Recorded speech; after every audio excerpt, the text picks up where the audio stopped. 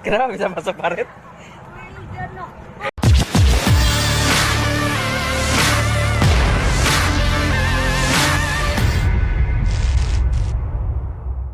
Sebuah video beredar di media sosial memperlihatkan seorang bocah yang terperosok di dalam gat. Video itu diunggah oleh akun Instagram @fakta.indo. Dalam tayangan tersebut, terlihat seorang bocah laki-laki yang keluar dari gat. Seluruh badannya tampak dipenuhi oleh lumpur yang ada di gat tersebut. Badan bocah tersebut terlihat berwarna hitam.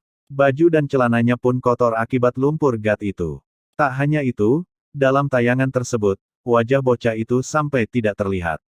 Usut punya usut, bocah tersebut tengah mengendarai sepeda motor. Kemudian, sepeda motor itu masuk ke dalam gat berlumpur hitam.